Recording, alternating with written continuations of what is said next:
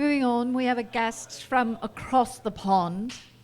His name is Simon, and he is with Customer Deposit Registry, a rather clever way to deal with getting rid of dirty fiat and doing more with Bitcoin. Simon. Thank you very much. Yep, I know you're all very hungry for your lunch. I know I am, so I'm going to keep this as short and sweet as possible while still getting the point across.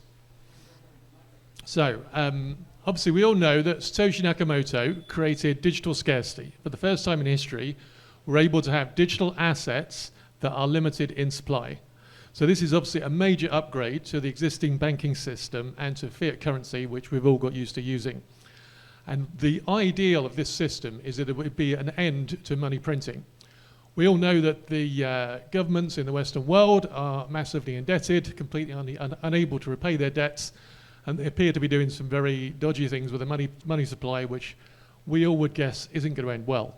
So having Bitcoin, which is a hard limit of 21 million coins, is a major solution, or major potential solution, but certainly an upgrade.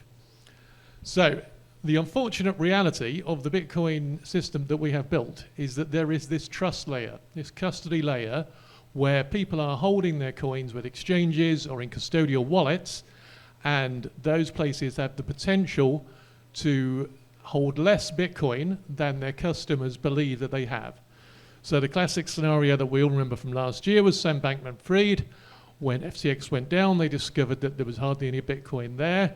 All the customers that had numbers on the screen that made them think they had Bitcoin, it was all a big con. Now we don't know how many other exchanges are actually doing this. We don't know how many custodial wallets are doing this. But in reality, it's probably quite a few. Because we know from exchange data on Glassnode and services like that, that about 10% of the Bitcoin is actually held on exchanges. The rest of it is in self-custody wallets. I don't know about anybody else in the room, but certainly for the people I know, lots of people do have their Bitcoin on exchanges. Probably a lot more than 10% of the people that I know have their Bitcoin on exchanges. So what we really have is, we were hoping that Bitcoin would end fractional reserve banking, but we now have a whole load of Bitcoin fractional reserve banking. That is what it is when they hold a fraction of the Bitcoin that they're supposed to represent the actual customer deposits.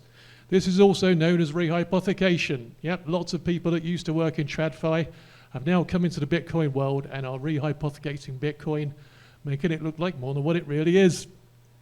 The ETFs, yes, they say Bitcoin on them. They don't have any Bitcoin in them. The Bitcoin Futures ETF, if you own one of those, it's a contract, it's a derivative. Your money is in fact in government bonds. Yes, you are financing the deficit as well as not having any Bitcoin. You are funding the American government. So the reality is there's a lot of fake Bitcoin out there, which means we are failing in our attempts to end money printing. We have to do something about this. So what we have at the moment in terms of custody solutions are bad. The FTX scenario was very bad. The reality is that self-custody is very stressful. I mean, self-custody is a solution. I try to self-custody. I do find it stressful. I do sometimes keep coins on exchanges. I try and choose exchanges that I think are probably more sound than some others. But yeah, the 12 words system probably is unlikely to get mainstream adoption. The hope for Bitcoin is that we one day be the world's currency or the world's reserve currency. If people all have to hold 12 words, then I can imagine a lot of people are going to find it very difficult and very stressful. So the future of Bitcoin may be custodial. It may be that we need some form of banking system layer where people can hold their coins with a third party and verify that they are held in that place. So this is the thing with Bitcoin, you don't trust, you verify. So the opportunity to use the auditability of the Bitcoin blockchain to actually verify that your coins are being held with the custodian would be a major advantage. Proof of reserve systems that people are currently operating, Binance have been very gung-ho about their one. In reality, it doesn't provide any proof at all. They can show you the Bitcoin wallet address. People can verify that it has Bitcoin in it. It may have 400,000 Bitcoin in, but if they have customers that think they have a million Bitcoin on their exchange, then again, it's money printing. You can use auditors. Auditors can look at the list of customer balances. Unfortunately, they are corruptible. Anyone that's old enough to remember Enron? Yes, auditors don't necessarily work. So a solution that we could have is a decentralized audit of customer funds. This is something we've built and we have an MVP of. It operates as a network of custodians that share a zero knowledge proof of the customer data. So effectively that's a file of all the customers' email addresses which have been SHA-256 hashed along with the balance. So the wallet balance of the exchange or the custodian is verifiable on-chain. Anyone can see that. The network of custodians that are sharing this data, they can look at what the balance is on-chain. They can add up the balance of all the customers. If they don't match, that exchange is fractional reserve banking. If they do match, they hold that data on each one of the nodes in the network and present a website to the customers so that the customers can put their email address in and receive an email with their balance on. So nobody else can see what their balance is because their email is held as a SHA-256 hash, which is held in the background. When the query for the data is emailed to them, if that doesn't match what they've got on the exchange, then they know there's a problem. So you only need a small percentage of the customers to come and do this check with one of the nodes on the network to verify that the exchange that claims to be holding their coins, whether they really have them or not. We've worked it out, and if 0.4% of the customers do it, then you have a 99% confidence that that exchange is sound. So effectively, the customers are acting as a decentralized audit by putting their email address in. And the real thing there is basically you don't trust, you verify. So it's an opportunity for us being here today to try and make contacts with anyone that might know people at exchanges or custodial wallets. We're wanting to try the technology that we've built with these custodians.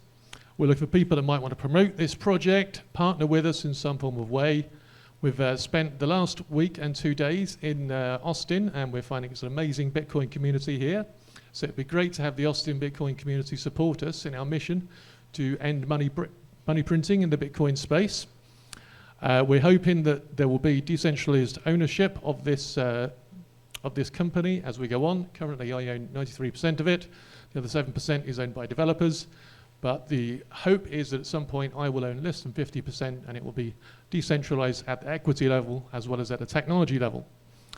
The monetization of the project is through custody fees. So whenever a custodian submits data and shows their wallet, they send a small transaction to prove that they have control of those funds.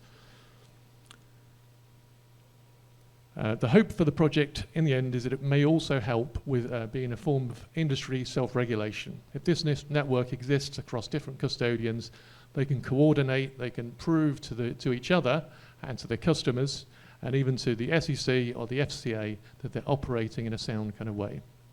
So I'll leave you with one thing there, tweet that I saw this morning. Just a little tweet there about how Binance BNB is falling in value. Apparently they don't have the value of the BNB is 1.2 million Bitcoin, but they don't have that much on the exchange. So anyway, thank you very much for listening. Any questions, please come and ask me over lunch and enjoy the rest of your day.